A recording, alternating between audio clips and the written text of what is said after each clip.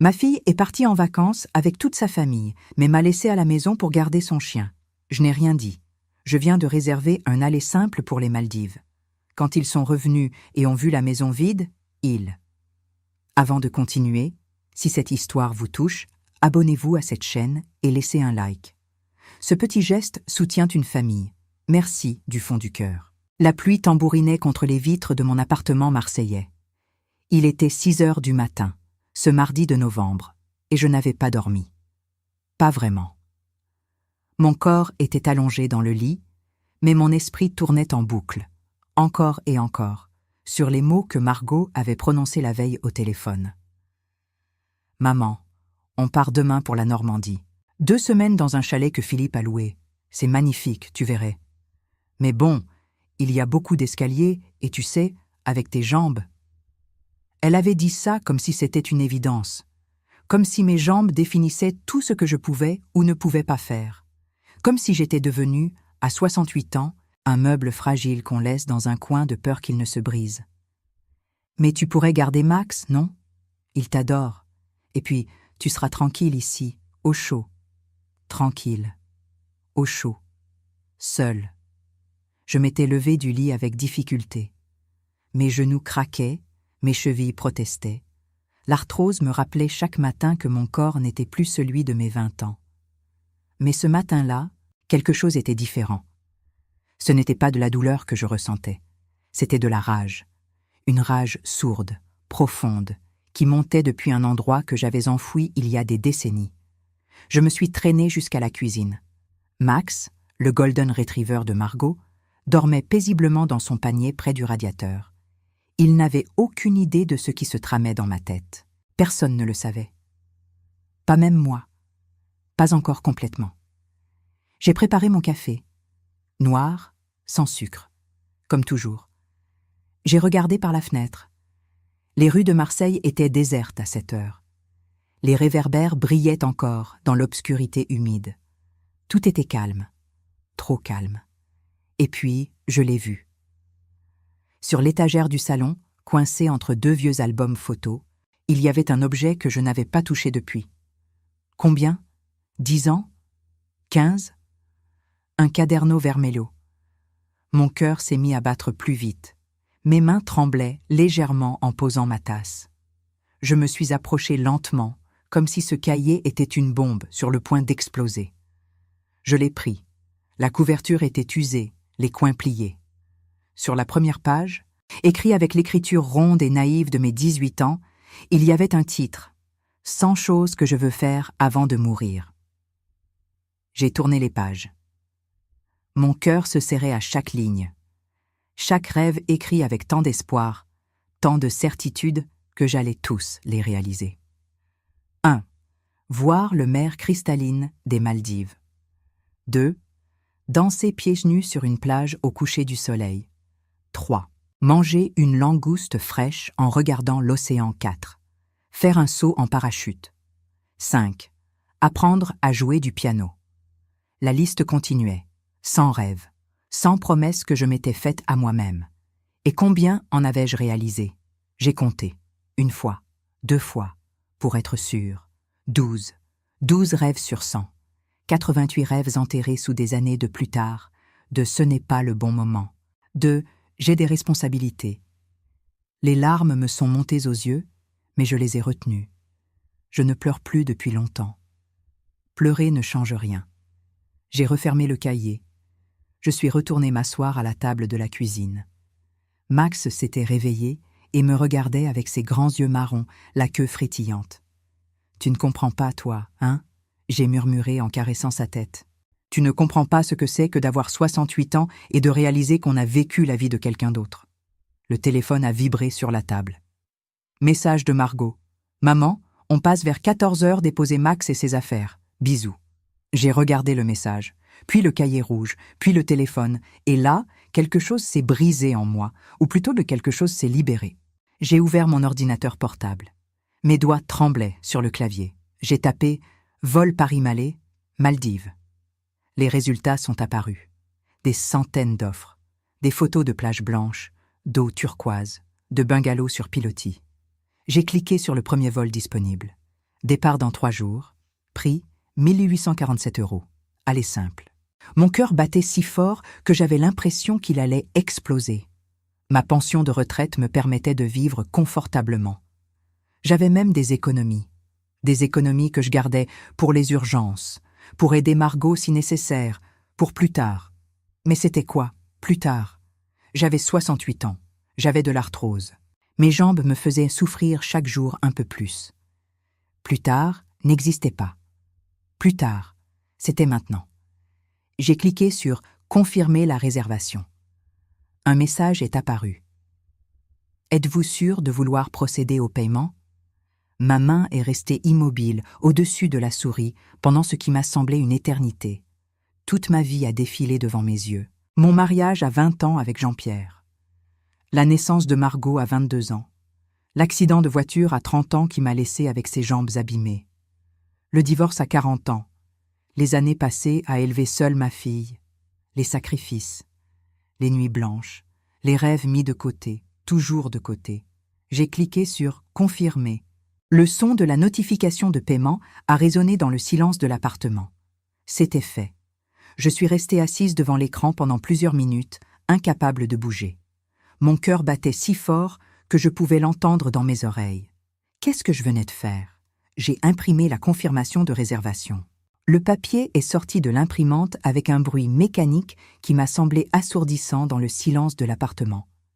J'ai regardé les détails. Vol AF 1248, Paris CDG, Malais, Maldives, départ, vendredi 17 novembre, 10h35, aller simple, aller simple. Ces 2 mots résonnaient dans ma tête comme une promesse et une menace à la fois. Je n'avais pas réservé de retour, parce que je ne savais pas quand je voulais revenir, ou même si je voulais revenir. Le téléphone a vibré à nouveau. Margot. « Maman, tu as vu mon message? On arrive dans quelques heures. » J'ai regardé Max. Il me fixait avec cette expression innocente que seuls les chiens savent avoir. Lui, au moins, ne me jugeait pas. Lui ne pensait pas que j'étais devenue sénile. Lui ne disait pas « avec tes jambes » sur un ton de pitié condescendante. J'ai ouvert Google. Chenil de luxe, Marseille. Plusieurs résultats sont apparus. J'ai cliqué sur le premier, le paradis canin, pension 5 étoiles pour chiens. Les photos montraient des installations impeccables. Des chambres individuelles avec lits douillets, un jardin immense, des employés souriants, des activités quotidiennes. C'était mieux que la plupart des maisons de retraite pour humains. J'ai appelé. « Le paradis canin, bonjour !» La voix était jeune, enjouée. « Bonjour, j'aurais besoin d'une place pour un Golden Retriever, pour 2 semaines, à partir d'aujourd'hui. » Aujourd'hui, laissez-moi vérifier. « Oui, nous avons de la disponibilité. C'est pour quelle durée exactement? » J'ai hésité.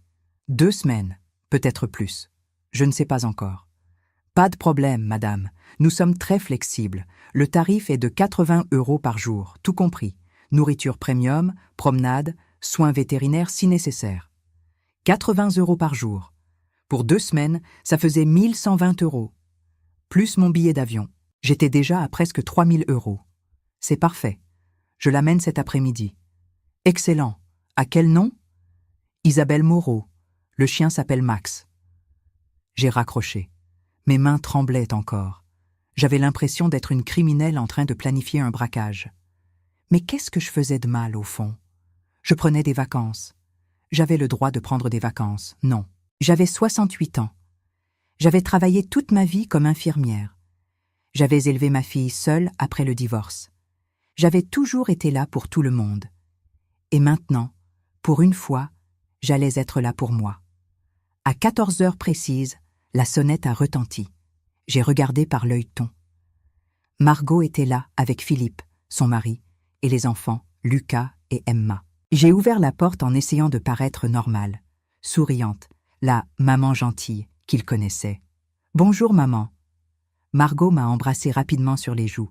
Elle était pressée, comme toujours. « On ne peut pas rester longtemps. On doit encore passer prendre les dernières affaires avant de partir. » Philippe a hoché la tête dans ma direction. Les enfants étaient déjà accroupis près de Max, qui remuait la queue frénétiquement. « Voilà ses croquettes. » Margot a déposé un énorme sac sur le sol de l'entrée. Et là, ses jouets.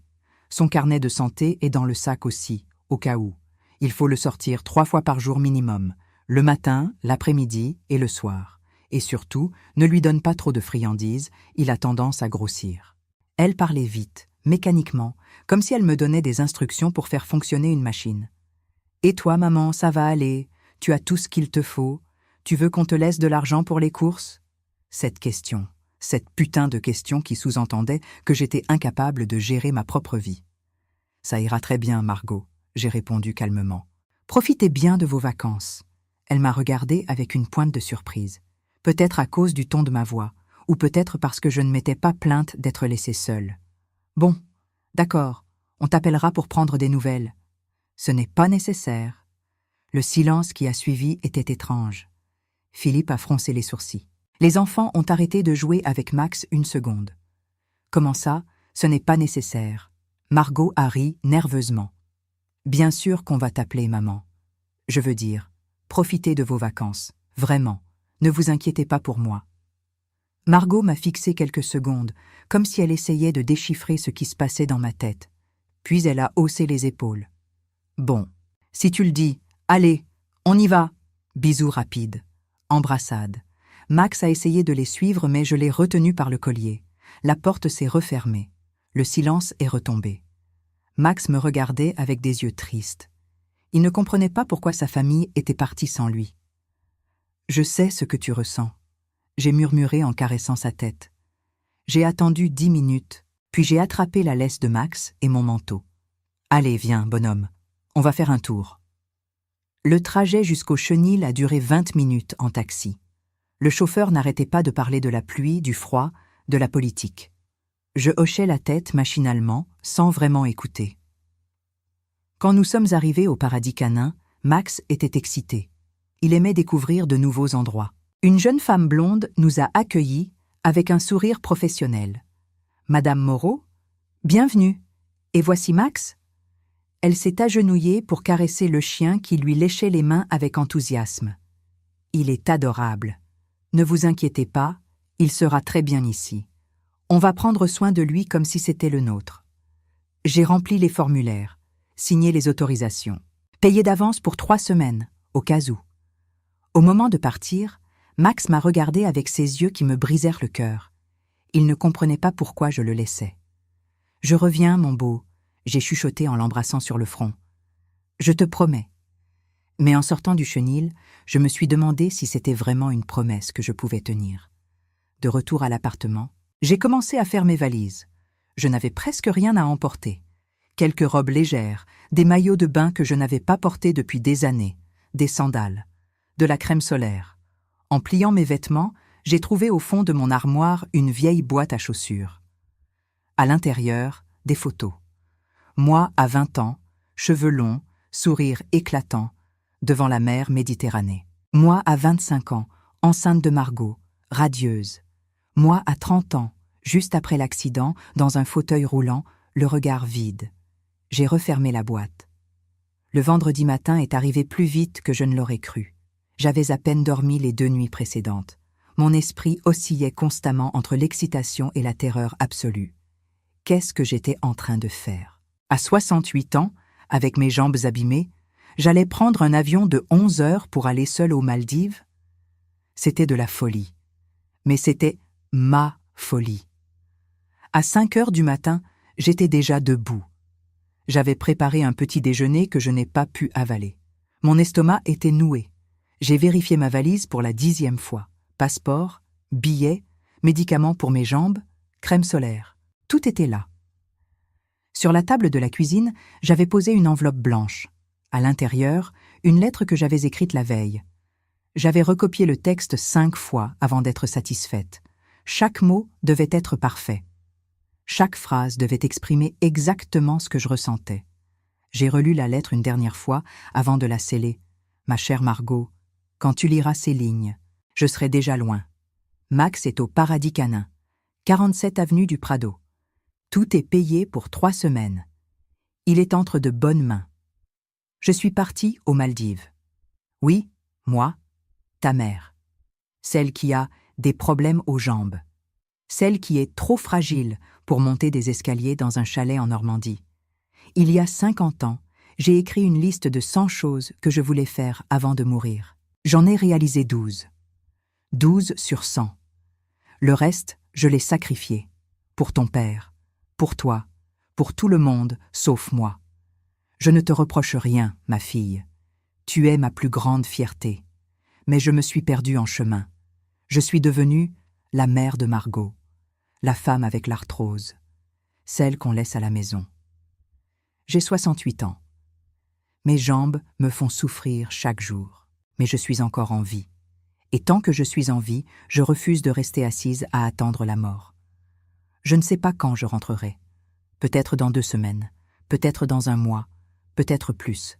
Ne t'inquiète pas pour moi. Pour une fois, inquiète-toi pour toi. Profite de ta famille, profite de ta vie, et laisse-moi profiter de ce qu'il me reste de la mienne. Je t'aime. Plus que tu ne le sauras jamais. Maman.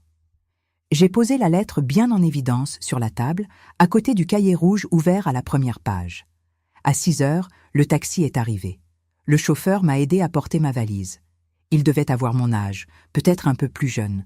Il avait un visage buriné et des yeux fatigués. « Vous allez où, madame ?» Aéroport Charles de Gaulle. Il a sifflé entre ses dents. « À 7 heures, vous avez un vol international ?»« Maldives ?» Il s'est retourné pour me regarder, surpris. « Les Maldives, toute seule ?» J'ai senti une pointe d'irritation monter en moi. Pourquoi tout le monde trouvait ça si étonnant qu'une femme de mon âge voyage seule ? « Oui, seule. C'est un problème ?» Il a levé les mains en signe d'excuse. « Non, non, pas du tout. Au contraire, c'est juste, rare. Enfin, c'est bien. Profitez-en. » Le trajet jusqu'à l'aéroport a duré 3 heures. Nous avons roulé dans la nuit, puis dans l'aube grise de novembre. J'ai regardé défiler les paysages par la fenêtre. Les villages endormis, les champs brumeux, les aires d'autoroute désertes. À chaque kilomètre, je m'éloignais de ma vie d'avant. Quand nous sommes arrivés à Roissy, mon cœur battait à tout rompre. L'aéroport grouillait déjà de monde. Des familles, avec des enfants qui couraient partout. Des hommes d'affaires en costume, qui parlaient au téléphone en marchant rapidement. Des couples de jeunes qui s'embrassaient avant de se séparer. Le chauffeur m'a aidé à descendre et à sortir ma valise du coffre. « Bon voyage, madame. Et vraiment, profitez-en. On n'a qu'une vie. » J'ai souri. C'était exactement ce que je me disais. L'enregistrement s'est bien passé. L'hôtesse au comptoir Air France a vérifié mon passeport sans faire de commentaires. Elle m'a demandé si je voulais un siège côté couloir à cause de mes jambes et j'ai accepté avec reconnaissance. En passant la sécurité, j'ai eu un moment de panique. Et si Margot essayait de me joindre maintenant ? Et si elle découvrait la lettre plus tôt que prévu ? Et si elle appelait la police pour me retrouver ? Mais il était trop tard pour faire marche arrière. J'ai éteint mon téléphone. Dans la salle d'embarquement, je me suis assise près d'une grande baie vitrée qui donnait sur les pistes. Les avions décollaient et atterrissaient dans un balai incessant. Chacun transportait des dizaines, des centaines de vies. Des gens qui partaient vers l'inconnu. Des gens qui rentraient chez eux. Moi, je ne savais pas dans quelle catégorie j'étais.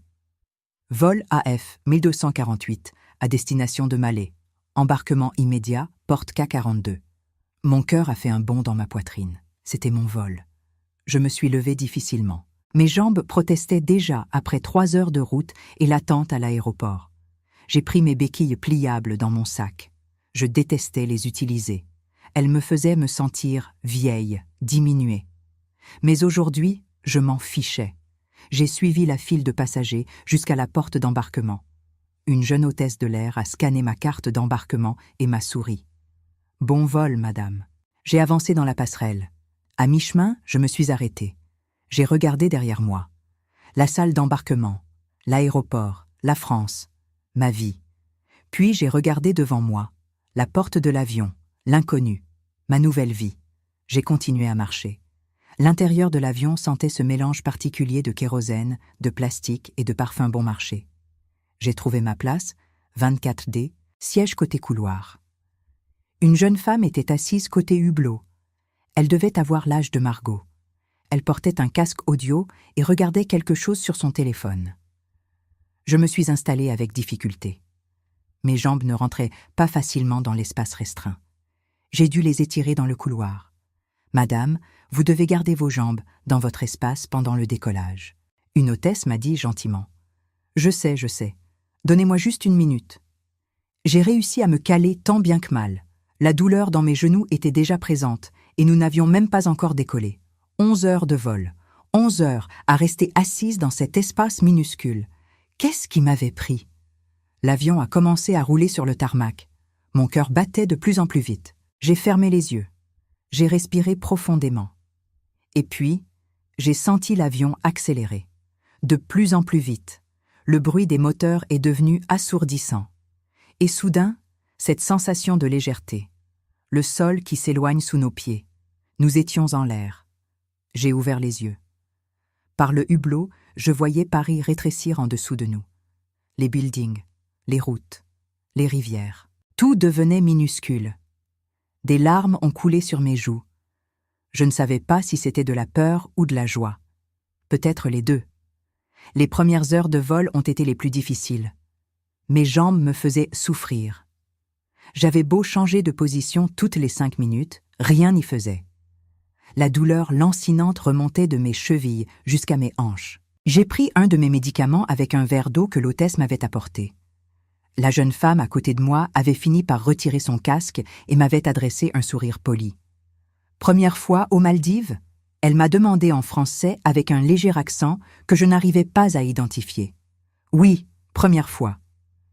C'est magnifique, vous allez voir. J'y vais tous les ans avec mon copain. Enfin, cette année, j'y vais seule. On vient de rompre. Elle a dit ça avec une désinvolture qui cachait mal sa tristesse.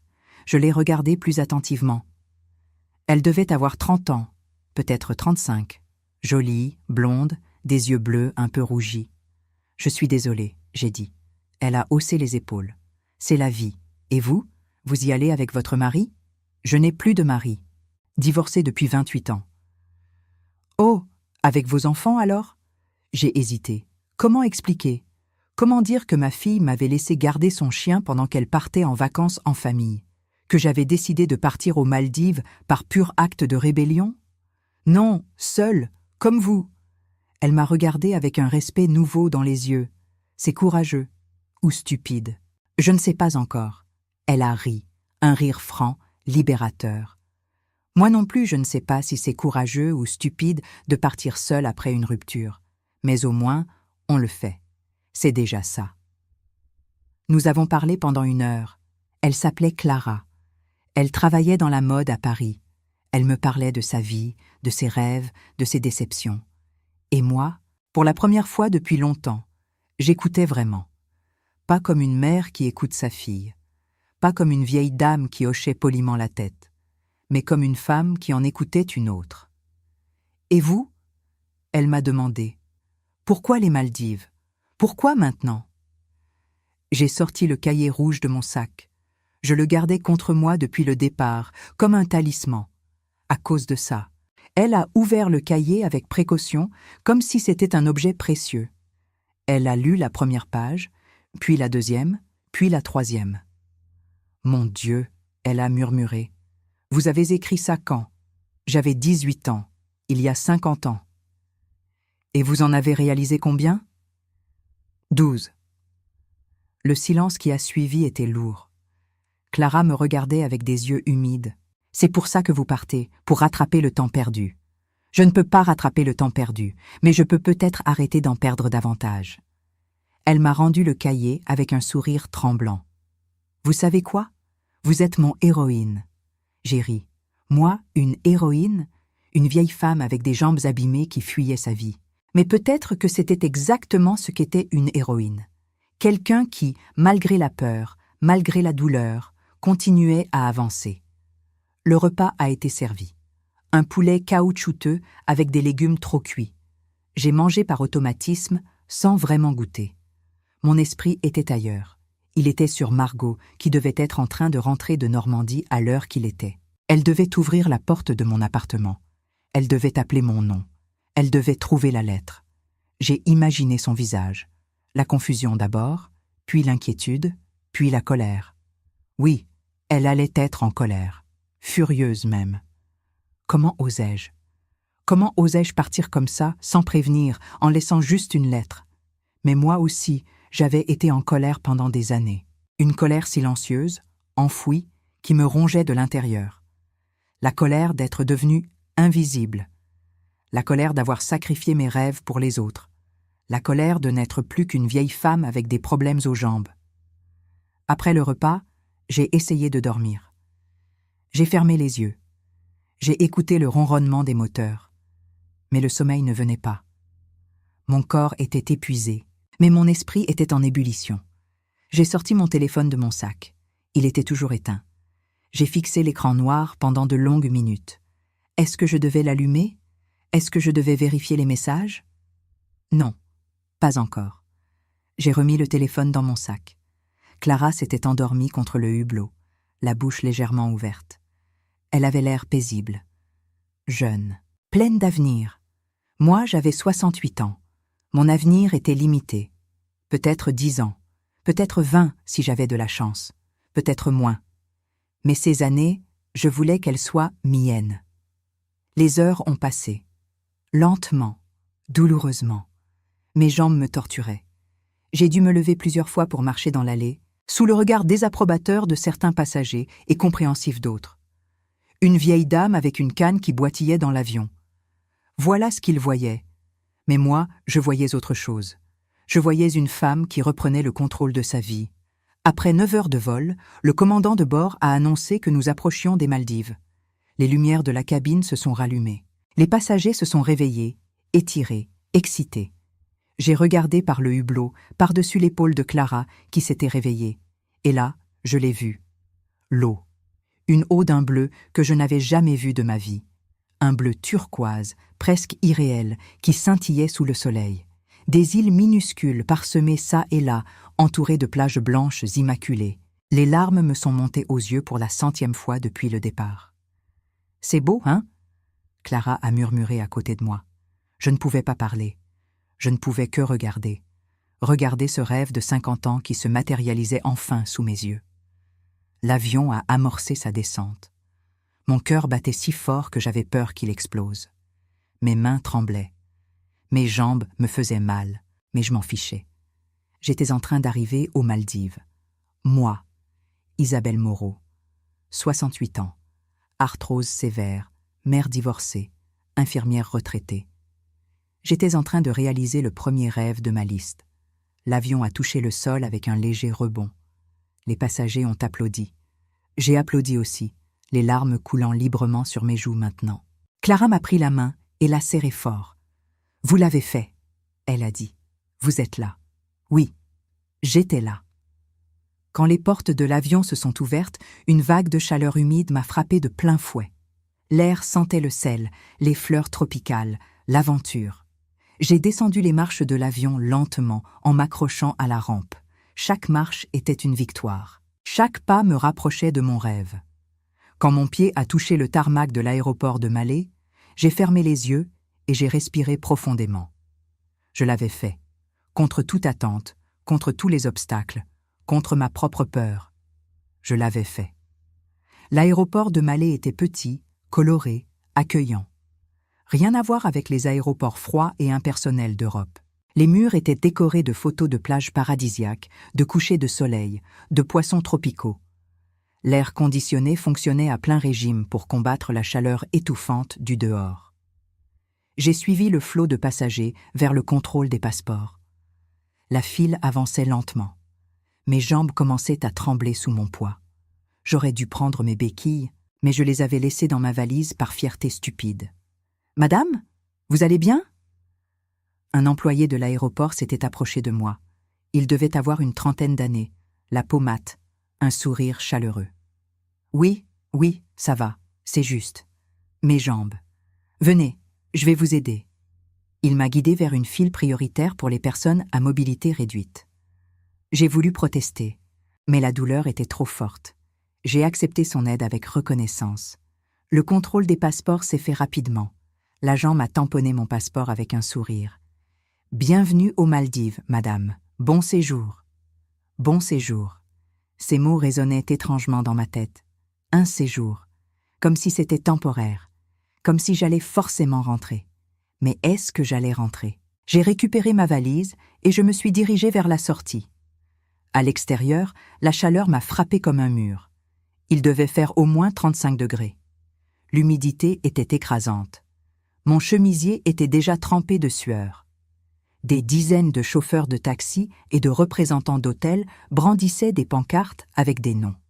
Je cherchais des yeux mon nom quand j'ai entendu. Madame Moreau? Un jeune homme maldivien en uniforme blanc tenait une pancarte avec mon nom dessus. Il travaillait pour le resort que j'avais réservé en ligne, le Paradise Island Resort. C'est moi?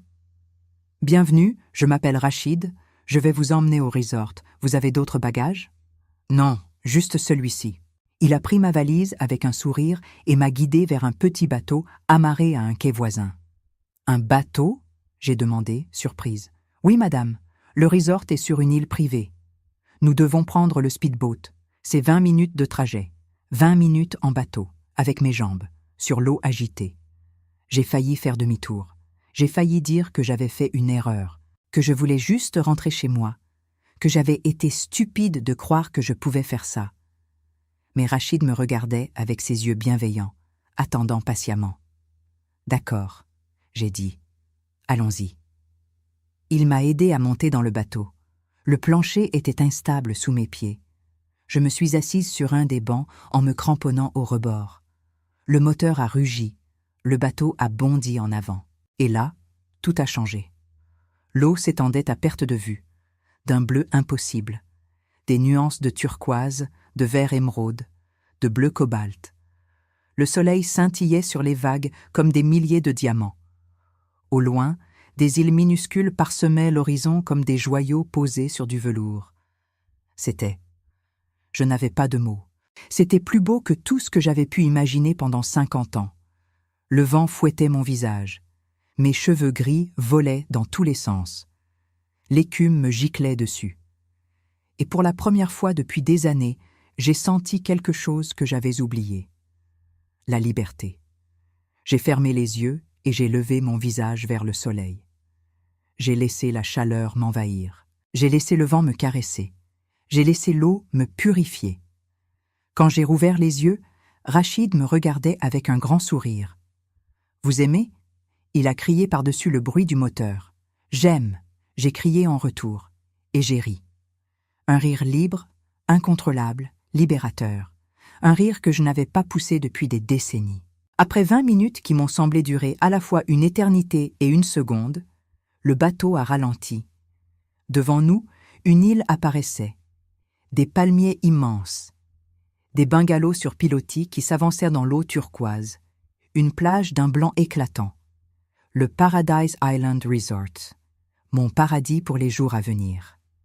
Le bateau s'est amarré à un ponton en bois. Rachid m'a aidé à descendre. Mes jambes tremblaient, mais je tenais debout. « Bienvenue au Paradise Island Resort, Madame Moreau. » Une femme maldivienne en sarong coloré s'est avancée vers moi avec un sourire radieux. Elle m'a tendu un collier de fleurs fraîches. « Je m'appelle Aïcha. Je suis la responsable de l'accueil. Nous sommes ravis de vous recevoir. » Elle m'a passé le collier autour du cou. Les fleurs sentaient divinement bon. « Venez, je vais vous montrer votre bungalow. » Nous avons marché sur un chemin de bois qui serpentait entre les palmiers. De chaque côté, des buissons de fleurs tropicales aux couleurs éclatantes. Des oiseaux chantaient. L'air était parfumé.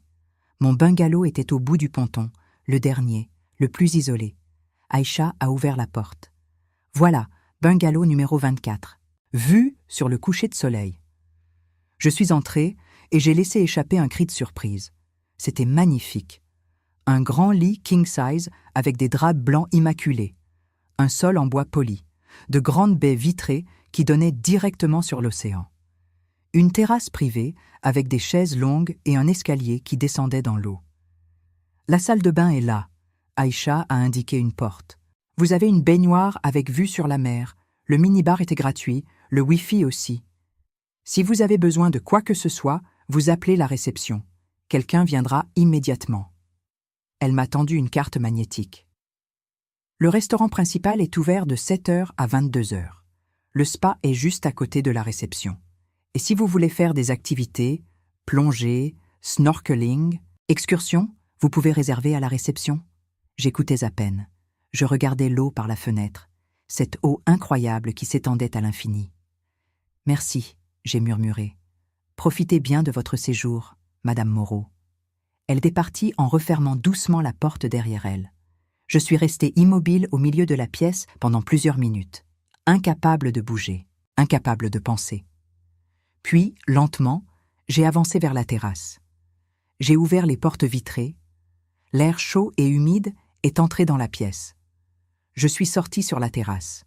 L'eau était juste là, à 3 mètres de moi, transparente comme du cristal. Je pouvais voir des poissons multicolores nager près du ponton. Je me suis assise sur une des chaises longues.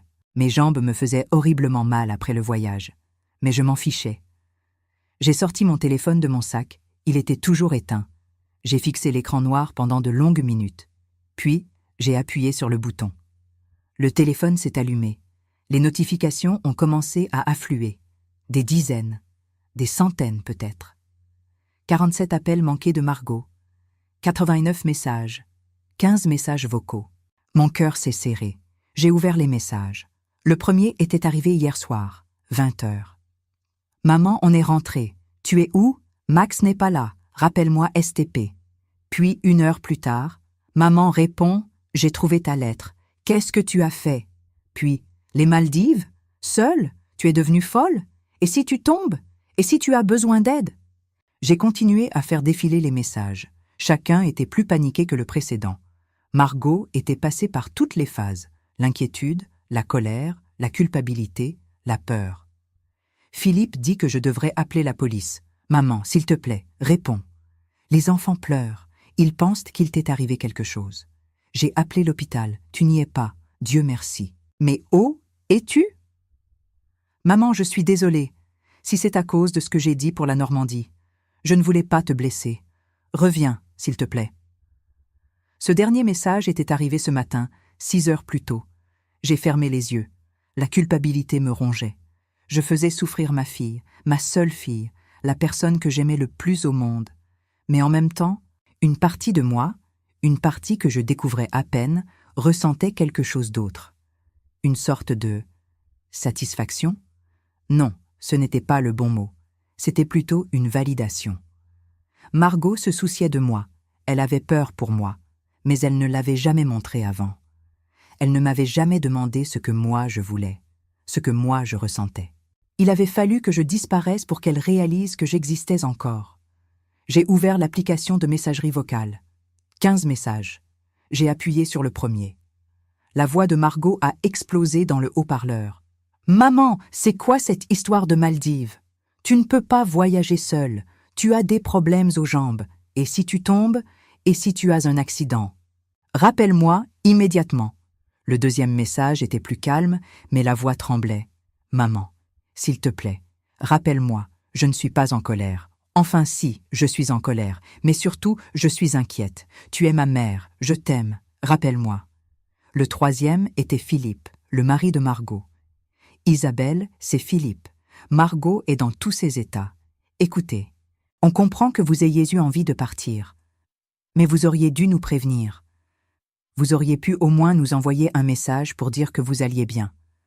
Rappelez-nous, s'il vous plaît. » J'ai sauté les messages suivants. Ils disaient tous la même chose. Inquiétude, colère, incompréhension. Le dernier message était différent. C'était Margot, mais sa voix était calme. Trop calme. La voix de quelqu'un qui a pleuré toutes ses larmes. « Maman, j'ai relu ta lettre, plusieurs fois, et j'ai regardé ton cahier rouge, celui que tu as laissé sur la table. Je ne savais pas. Je ne savais pas que tu avais écrit ça quand tu étais jeune. Je ne savais pas que tu avais des rêves. Enfin, je veux dire, je savais, mais je n'y pensais jamais. Pour moi, tu as toujours été juste. Ma mère, la personne qui était là, la personne sur qui on pouvait compter. Je n'ai jamais pensé que toi aussi tu avais besoin de vivre, que toi aussi tu avais le droit de partir. Je suis désolée, maman. Je suis tellement désolée. Appelle-moi quand tu peux. Pas pour rentrer. Juste pour me dire que tu vas bien. S'il te plaît. Les larmes ont recommencé à couler. Je les ai laissées couler cette fois. Je ne les ai pas retenues. J'ai tapé un message. « Je vais bien, ma chérie. Je suis arrivée. C'est magnifique. Ne t'inquiète pas pour moi. Je t'aime, maman. » J'ai appuyé sur « Envoyer » avant de pouvoir changer d'avis. Puis, j'ai éteint le téléphone. Je l'ai remis dans mon sac. Et je l'ai rangé dans l'armoire. Je voulais être présente, ici, maintenant. Pas dans ma vie d'avant. J'ai regardé l'heure. 15 heures. J'étais épuisée, mais je savais que si je dormais maintenant, je ne dormirais pas cette nuit. J'ai décidé de me forcer à rester éveillée, de profiter de cet après-midi, de mon premier après-midi aux Maldives. J'ai enfilé un maillot de bain. Un maillot noir, une pièce que j'avais achetée il y a des années, mais jamais portée. Il était un peu serré. Mon corps de 68 ans n'était plus celui de ma jeunesse. Mais qu'est-ce que ça pouvait faire? J'ai mis un paréo par-dessus, j'ai pris une serviette, et je suis sortie sur la terrasse. L'escalier qui descendait dans l'eau me faisait peur. Les marches étaient raides, glissantes. Avec mes jambes, c'était dangereux. Mais je n'étais pas venue jusqu'ici pour rester sur la terrasse. J'ai descendu lentement, une marche à la fois, en me cramponnant à la rambarde. La première marche, la deuxième, la troisième, et puis mon pied a touché l'eau. Elle était chaude, douce, accueillante. J'ai continué à descendre. L'eau montait le long de mes jambes, mes genoux, mes cuisses, ma taille. Et là, quelque chose d'incroyable s'est produit. La douleur a disparu. Pas complètement, mais presque. Le poids de mon corps ne pesait plus sur mes articulations abîmées. L'eau me portait, me soutenait. J'ai lâché la rambarde. Je flottais. Pour la première fois depuis l'accident, 38 ans plus tôt, je me sentais libre de bouger sans douleur. J'ai nagé, lentement, maladroitement. Mais j'ai nagé. Autour de moi, des poissons multicolores, des coraux, des rayons de soleil qui perçaient l'eau transparente. C'était comme être dans un autre monde. Un monde où mes jambes ne comptaient plus, où mon âge ne comptait plus, où je n'étais plus la mère de Margot ou la vieille dame avec l'arthrose. J'étais juste Isabelle, une femme qui nageait dans l'océan Indien. Je ne sais pas combien de temps je suis restée dans l'eau. 1 heure? 2 heures? Le temps n'avait plus de sens. Quand je suis enfin sortie, le soleil commençait à descendre vers l'horizon. Le ciel se teintait de rose et d'orange. Je me suis allongée sur une chaise longue, trempée, épuisée, heureuse. C'est là que j'ai sorti le cahier rouge de mon sac. Je l'avais apporté avec moi, bien sûr. Il ne me quittait plus. J'ai ouvert à la première page. J'ai pris le stylo que j'avais aussi apporté. Et à côté du numéro 1, voir la mer cristalline des Maldives, j'ai tracé une croix rouge. Un rêve réalisé. Plus que 87. J'ai regardé le numéro 2, danser pieds nus sur une plage au coucher du soleil. Le soleil descendait. La plage était là, juste devant mon bungalow. Je me suis levée. Mes jambes protestaient. Elles voulaient que je reste assise, que je me repose. Mais je les ai ignorées. Je suis descendue sur la plage. Le sable était doux et chaud sous mes pieds. J'ai marché jusqu'au bord de l'eau. Les vagues venaient lécher mes orteils. Le soleil touchait maintenant l'horizon. Le ciel était en feu. Des nuances de rouge, d'orange, de violet, de rose que je n'avais jamais vues. J'ai fermé les yeux et j'ai dansé. Ce n'était pas vraiment de la danse. Plutôt un balancement maladroit. Mes jambes ne me permettaient pas de faire de grands mouvements. Mais je bougeais, au rythme des vagues, au rythme de mon cœur. J'ai ouvert les bras, j'ai levé mon visage vers le ciel, j'ai tourné sur moi-même. Et j'ai pleuré. Des larmes de joie. Des larmes de libération. Des larmes pour toutes ces années perdues. Des larmes pour toutes ces années à venir. Quand j'ai rouvert les yeux, le soleil avait disparu derrière l'horizon. Le ciel était maintenant d'un bleu profond parsemé d'étoiles. Je suis retournée vers mon bungalow en boitant. J'ai repris le cahier rouge. J'ai tracé une croix à côté du numéro 2. 2 rêves en un jour. À ce rythme-là, j'allais peut-être réussir à en réaliser 10 avant de mourir. Peut-être 15. Peut-être 20. Ce soir-là, j'ai mangé seule au restaurant du resort. Une langouste grillée avec des légumes locaux. C'était délicieux. Chaque bouchée était une explosion de saveurs. Numéro 3 sur la liste, manger une langouste fraîche en regardant l'océan. 3 rêves en un jour. Je me suis réveillée le lendemain avec le soleil qui filtrait à travers les rideaux blancs de mon bungalow. Pendant quelques secondes, j'ai été désorientée. Où étais-je? Qu'est-ce que je faisais là? Puis tout m'est revenu. Les Maldives, mon escapade, ma rébellion. J'ai regardé l'heure sur le réveil près du lit. 7 heures du matin. Mon corps était encore calé sur l'heure française. Il devait être 3 heures du matin à Marseille. Je me suis levée difficilement. Mes jambes étaient encore plus raides que d'habitude. Le voyage, la nage d'hier, la danse sur la plage. Mon corps me le faisait payer. J'ai pris mes médicaments avec un verre d'eau. J'ai fait mes exercices de kiné que je faisais chaque matin depuis 38 ans. Étirement, rotation, flexion douce. Puis je suis sortie sur la terrasse. La vue m'a coupé le souffle, encore. L'eau était d'un bleu encore plus intense que la veille. Le ciel était dégagé. Des oiseaux marins volaient au-dessus de l'océan. J'ai pris mon petit déjeuner sur la terrasse. Des fruits tropicaux que je ne connaissais même pas, du pain frais, du café fort. C'était simple, mais c'était parfait. Après le petit déjeuner, j'ai décidé d'explorer le resort.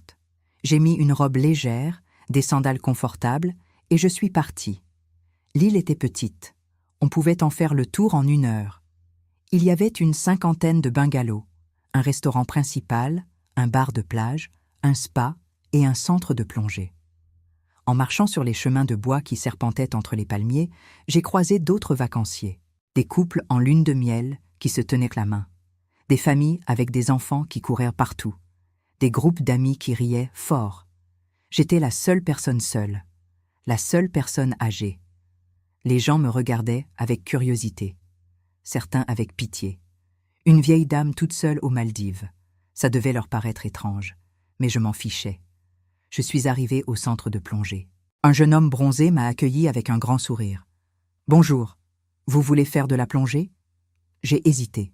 La plongée. C'était le numéro 47 sur ma liste.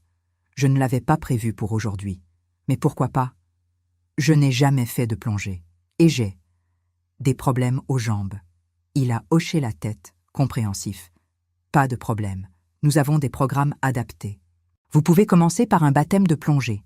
C'est dans une eau peu profonde, avec un instructeur. Si vous êtes à l'aise, on peut aller plus loin. C'est dangereux? Pas du tout. Tant que vous suivez les instructions. Vous avez des problèmes cardiaques ou respiratoires? Non, juste les jambes. Alors c'est parfait. Sous l'eau, vos jambes n'auront pas à supporter votre poids. C'est même recommandé pour les gens avec des problèmes articulaires, comme pour nager hier. Sous l'eau, j'étais libre. D'accord, je veux essayer. Formidable, on peut faire ça cet après-midi si vous voulez. 15 heures, ça vous va? Parfait, j'ai signé les papiers nécessaires, j'ai payé, et je suis reparti avec un mélange d'excitation et de terreur dans le ventre. Qu'est-ce que j'étais en train de faire? J'allais plonger. Moi, à 68 ans, avec de l'arthrose. Ma fille allait me tuer quand elle saurait. Mais ma fille n'avait pas besoin de savoir. J'ai passé la matinée à lire sur ma terrasse. Un roman policier que j'avais apporté mais que je n'arrivais pas vraiment à suivre. Mon esprit était ailleurs. Il anticipait l'après-midi, la plongée. À midi, j'ai mangé légèrement au restaurant. Une salade de fruits de mer. Je ne voulais pas avoir l'estomac trop plein. À 14h30, je me suis changée. Maillot de bain, t-shirt par-dessus, serviette. Et je suis retournée au centre de plongée. Mon instructeur s'appelait Ahmed. Il devait avoir une 40aine d'années. Il avait ce calme et cette assurance des gens qui passent leur vie dans l'eau. « Bonjour Isabelle. Prête pour votre baptême ?» Je crois, un peu nerveuse. « C'est normal. Venez, je vais vous expliquer. » Il m'a montré l'équipement, la combinaison, les palmes, le masque, le détendeur, la bouteille. La combinaison va vous aider à flotter. Les palmes vont compenser pour vos jambes. Le détendeur vous permet de respirer sous l'eau. C'est tout simple. Il me l'a fait essayer sur la plage d'abord. Comment mettre le masque? Comment respirer avec le détendeur? Comment gérer la pression dans les oreilles? Puis nous sommes entrés dans l'eau. Lentement, un pas à la fois. L'eau était chaude, rassurante. On va juste à 3 mètres de profondeur pour commencer. Vous allez voir, c'est magnifique. J'ai mis ma tête sous l'eau. J'ai respiré à travers le détendeur. C'était bizarre. Contre nature. Respirer sous l'eau. Mais ça marchait. Ahmed me tenait par le bras. Il me guidait. Nous avons commencé à descendre. 1 mètre, 2 mètres, 3 mètres. Et là, j'ai vu. Un monde que je n'aurais jamais imaginé. Des coraux de toutes les couleurs. Orange, violet, vert, rose. Des poissons partout. Des bancs entiers qui passaient près de moi. Des poissons clowns. Des poissons anges. Des poissons papillons. Une raie manta glissait majestueusement au-dessus de nous. J'ai arrêté de respirer pendant 1 seconde, par émerveillement. Puis Ahmed m'a fait signe de respirer normalement. Nous sommes restés sous l'eau pendant 20 minutes. 20 minutes qui m'ont semblé durer à la fois 1 seconde et une éternité. Quand nous sommes remontés, j'avais les larmes aux yeux derrière mon masque. « Alors ?» Ahmed a demandé en souriant. « Qu'est-ce que vous en avez pensé ?» Je n'arrivais pas à parler. J'ai juste hoché la tête frénétiquement. « Vous voulez y retourner ?»« Oui !» Nous avons replongé. Cette fois, Ahmed m'a emmené un peu plus loin, un peu plus profond. 4 mètres, 5 mètres. Il y avait une grotte sous-marine, pas très grande, mais magique. La lumière filtrait à travers l'eau et créait des jeux d'ombre et de lumière sur les parois couvertes de coraux. J'ai nagé à l'intérieur, lentement, précautionneusement, et là, au fond de cette grotte, j'ai compris quelque chose. Pendant 38 ans, depuis l'accident, je m'étais sentie prisonnière de mon corps, prisonnière de mes jambes abîmées, prisonnière de ma douleur. Mais ici, sous l'eau, dans cette grotte au milieu de l'océan Indien, à des milliers de kilomètres de chez moi, j'étais libre, complètement libre. Mon corps ne me limitait plus. L'eau me portait, me libérait. J'ai fermé les yeux.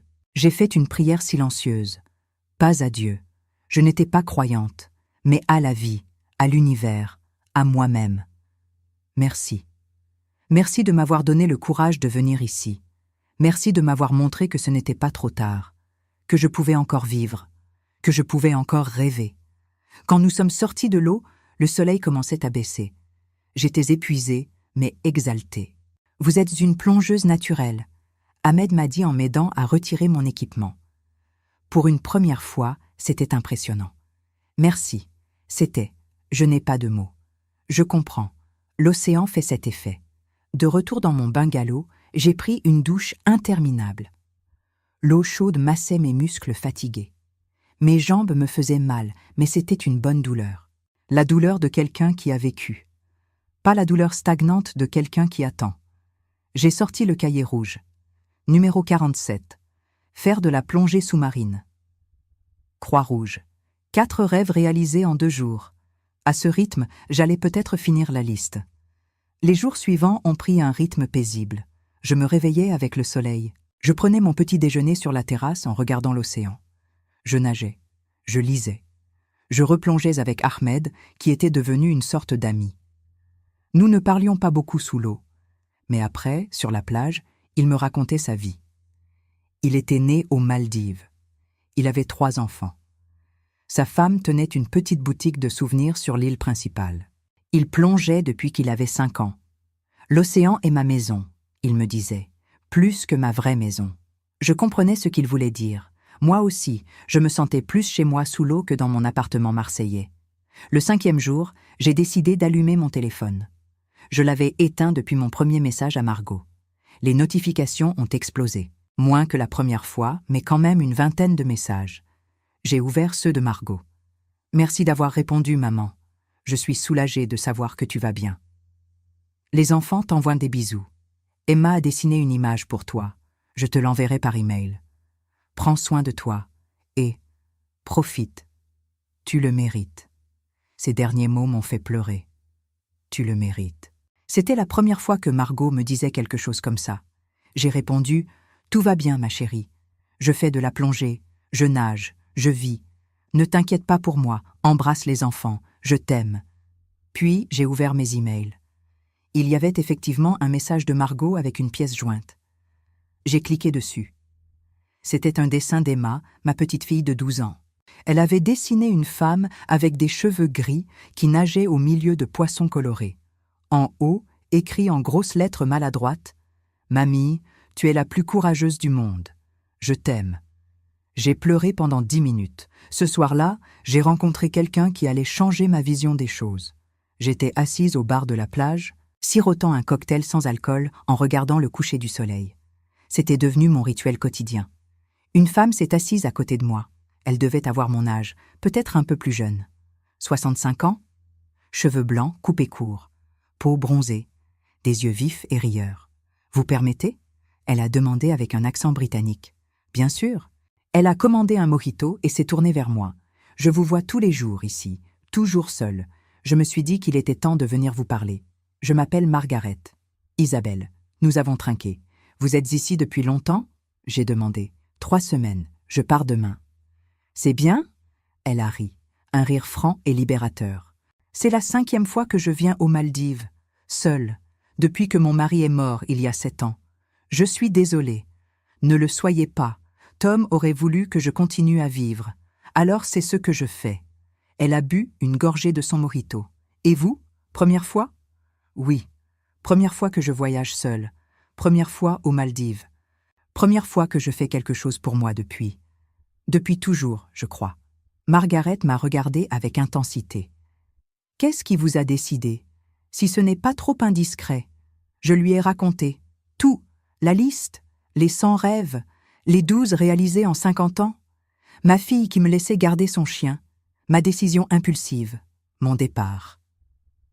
Margaret m'a écoutée sans m'interrompre. Quand j'ai fini, elle a posé sa main sur la mienne. « Vous savez ce que vous êtes, Isabelle?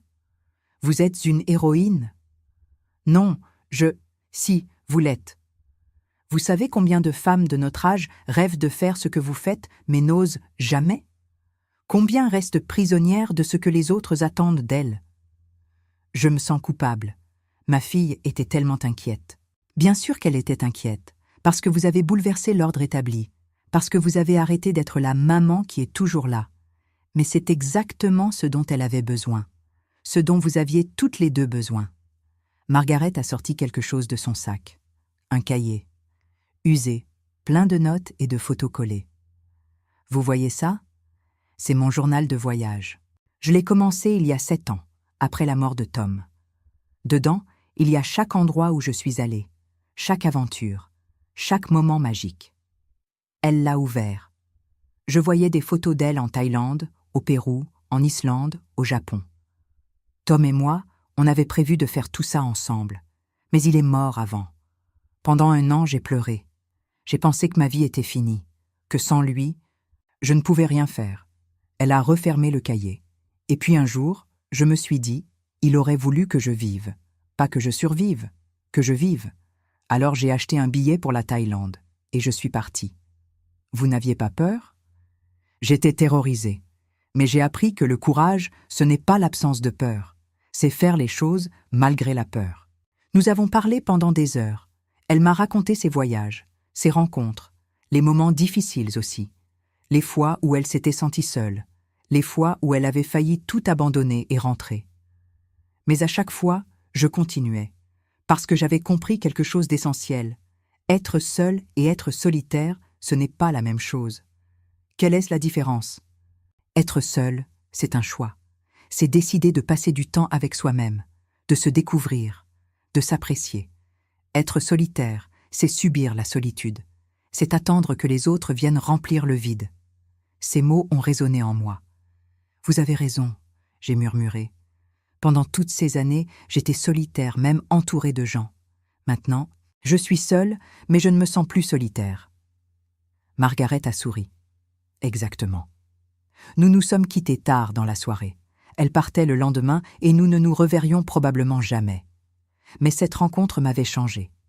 En rentrant dans mon bungalow, j'ai sorti le cahier rouge. J'ai parcouru la liste. Combien pouvais-je en réaliser? 10, 20, 30? Pourquoi pas tous? Les 2 semaines suivantes ont passé dans un tourbillon d'expériences nouvelles. Chaque jour, je rayais quelque chose de ma liste. Numéro 12, regarder les étoiles allongées sur une plage. Fait. Numéro 23, Apprendre à dire « je t'aime » dans une langue étrangère. J'avais appris à le dire en Divehi, la langue locale. Aharen kala deke hingaa. Numéro 34. Manger quelque chose que je n'ai jamais goûté. Des fruits de mer locaux dont je ne connaissais même pas l'existence. Numéro 56. Lire un livre entier en une journée. J'avais dévoré un roman d'amour sous un palmier. Numéro 67. Me faire un nouvel ami d'un autre pays. Ahmed, bien sûr, et Margaret avant son départ.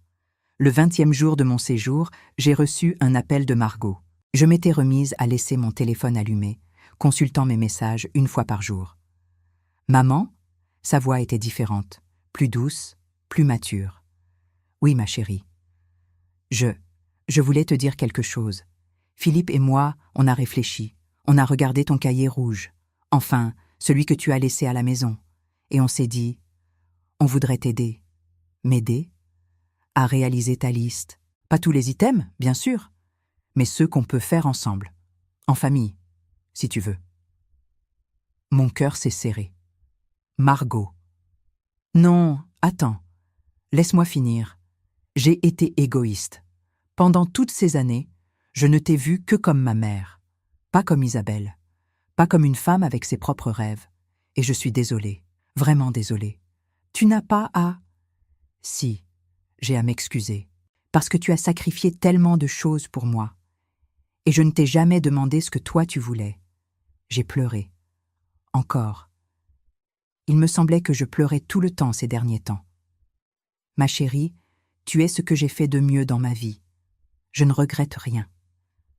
Mais tu mérites plus que juste être maman.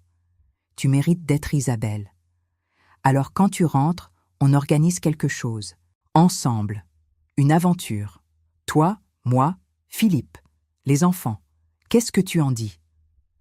J'en dis que tu es la meilleure fille du monde. Nous avons parlé pendant 1 heure. Elle me racontait ce qui se passait à la maison. Max allait bien au chenil et semblait même apprécier. Les enfants me réclamaient, Philippe me saluait. Mais ce qui m'a le plus touchée, c'est quand Margot m'a demandé « Et toi, maman, comment tu vas vraiment? Pas juste bien, vraiment. » Personne ne m'avait posé cette question depuis des années. Je vais merveilleusement bien. Je me sens vivante. Pour la première fois depuis l'accident, je me sens vraiment vivante. Alors reste aussi longtemps que tu veux. On peut attendre. Max peut attendre. Vis ta vie, maman. Après avoir raccroché, je suis restée assise sur ma terrasse pendant longtemps. Le soleil se couchait. Les couleurs étaient encore plus belles que d'habitude. J'ai pris une décision. Je n'allais pas rentrer tout de suite. J'avais prévu 2 semaines. J'en étais à 3. Mais pourquoi m'arrêter là? Je suis allée à la réception. Aïcha, la responsable, m'a accueillie avec son sourire habituel. « Isabelle, comment puis-je vous aider? Je voudrais prolonger mon séjour d'1 mois. » Elle a haussé les sourcils, surprise. « 1 mois de plus? Oui, c'est possible? Bien sûr. Laissez-moi vérifier. Oui, votre bungalow est disponible. Voulez-vous garder le même ou changer? Le même. J'y suis bien. Elle a fait la réservation. Le prix m'a fait un peu mal, mais j'avais les moyens. Et surtout, j'avais envie. De retour dans mon bungalow, j'ai envoyé un message à Margot. Je prolonge d'1 mois. J'espère que ça ne te dérange pas. J'ai encore des rêves à réaliser. Sa réponse est arrivée immédiatement. Fonce, maman. On t'attend quand tu seras prête. Je t'aime. Le lendemain, j'ai décidé de tenter quelque chose que je n'avais jamais osé faire. Numéro 78 sur la liste. Faire quelque chose qui me fait vraiment peur. J'avais repéré une activité au centre d'activité du resort. Le parachute ascensionnel. On vous attache à un parachute tiré par un bateau et vous vous envolez au-dessus de l'océan. L'idée seule me terrifiait, mais c'était exactement pour ça que je devais le faire. À 10 heures du matin, j'étais au point de rendez-vous. 2 jeunes instructeurs m'ont accueilli. « Vous êtes sûr ?» L'un d'eux m'a demandé en regardant mes jambes avec inquiétude. « C'est assez physique ?»« Je suis sûre. » Ils m'ont équipé, harnais, gilet de sauvetage, casque. Ils m'ont expliqué ce qui allait se passer. Le bateau va démarrer, la corde va se tendre, et vous allez vous envoler. C'est tout simple. Et si j'ai le vertige? Fermez les yeux, respirez, profitez. Je suis monté sur le bateau avec eux. Mes mains tremblaient. Mon cœur battait tellement fort que j'avais l'impression qu'il allait exploser. Ils m'ont attaché au parachute. Ils ont vérifié toutes les sangles, 2 fois, 3 fois. Prête? Non, je n'étais pas prête. Je n'allais jamais être prête. Oui.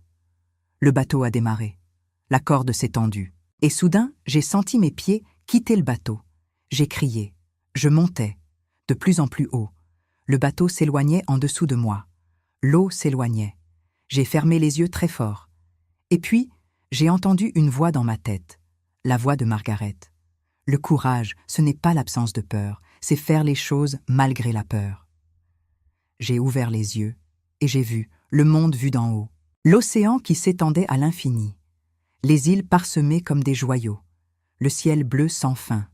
J'ai arrêté de crier. J'ai commencé à rire. Un rire de joie pure. Un rire d'incrédulité. Un rire de victoire. Je volais. Isabelle Moreau, 68 ans, arthrose sévère, mère divorcée, était en train de voler au-dessus de l'océan Indien. Le mois supplémentaire est passé comme un rêve.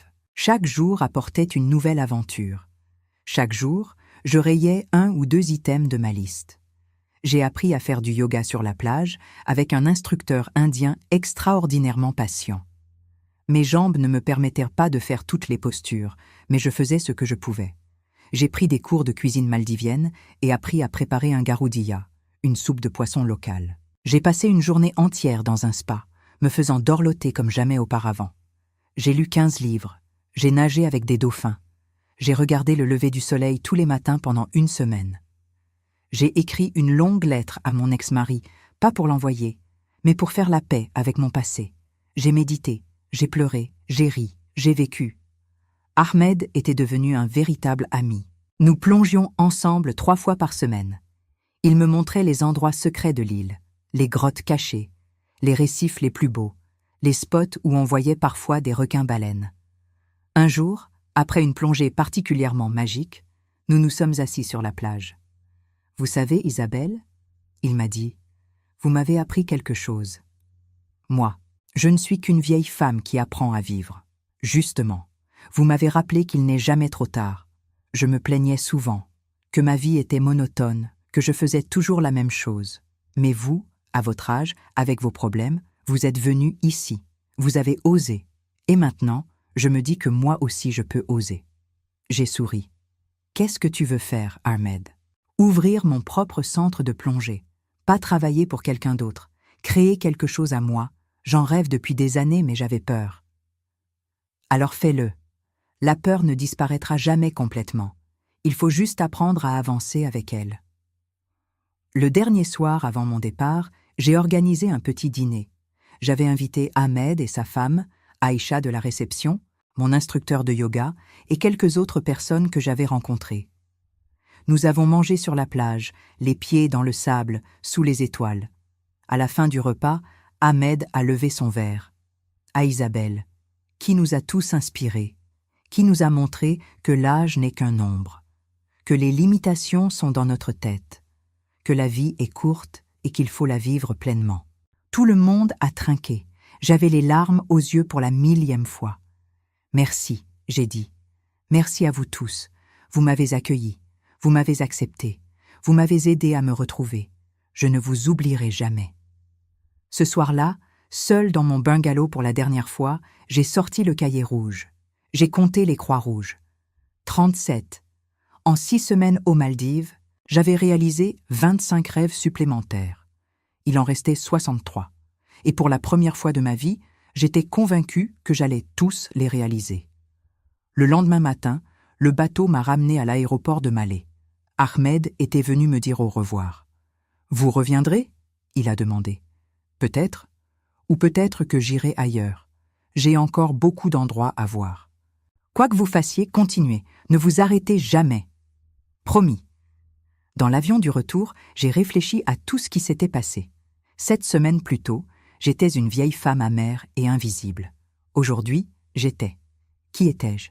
J'étais Isabelle, plongeuse, aventurière, rêveuse, vivante. Quand l'avion a atterri à Paris, mon cœur battait fort. J'allais revoir Margot, les enfants, ma vie d'avant. Mais ce ne serait plus jamais la même vie. Margot m'attendait à l'aéroport. Quand elle m'a vue, elle a couru vers moi et m'a serré dans ses bras si fort que j'ai failli tomber. « Maman, tu m'as tellement manqué. »« Toi aussi, ma chérie. » Elle m'a regardée, vraiment regardée. « Tu es différente, tu es rayonnante. » J'ai souri. Je suis moi. Pour la première fois depuis longtemps, je suis vraiment moi. Dans la voiture, Margot m'a parlé de ce qui s'était passé pendant mon absence. Max allait bien. Les enfants avaient hâte de me voir. Philippe voulait me montrer quelque chose. Quoi donc? Tu verras. Quand nous sommes arrivés chez moi, Philippe et les enfants m'attendaient devant la porte. Emma et Lucas m'ont sauté dessus. « Mamie, tu es bronzée! Tu as vraiment fait de la plongée ?» C'était comment? Je leur ai raconté. Tout. Ils m'écoutaient, bouche bée, les yeux brillants. Philippe m'a tendu une enveloppe. « Qu'est-ce que c'est ?»« Ouvre. » J'ai ouvert. À l'intérieur, des billets d'avion. Pour la Grèce. 5 billets. Pour dans 2 mois. On a réservé une semaine en Grèce. Margot a expliqué. Tous ensemble. Pour réaliser le numéro 89 de ta liste, voir le Parthénon au coucher du soleil. J'ai pleuré, encore. Mais c'était non des larmes heureuses. Ce soir-là, seul dans mon appartement, j'ai retrouvé mes habitudes. Mais tout était différent. Les murs semblaient plus lumineux, l'air plus léger. J'ai ouvert le cahier rouge. J'ai regardé les 63 rêves qui restaient à réaliser. Et j'ai su que j'allais y arriver. Pas parce que j'étais courageuse, pas parce que j'étais forte, mais parce que j'avais compris quelque chose d'essentiel. On n'a qu'une vie, une seule, et personne ne nous donnera la permission de la vivre. Il faut la prendre, la saisir, la dévorer. Peu importe notre âge, peu importe nos limitations, peu importe ce que les autres pensent. Ce qui compte, c'est de vivre, vraiment vivre. J'avais 68 ans. Mes jambes me faisaient encore mal. Elles me feraient mal jusqu'à la fin. Mais j'étais vivante. Et tant que j'étais vivante, je continuerais à rêver, à oser, à réaliser. Un rêve à la fois, une croix rouge à la fois, une vie à la fois, ma vie.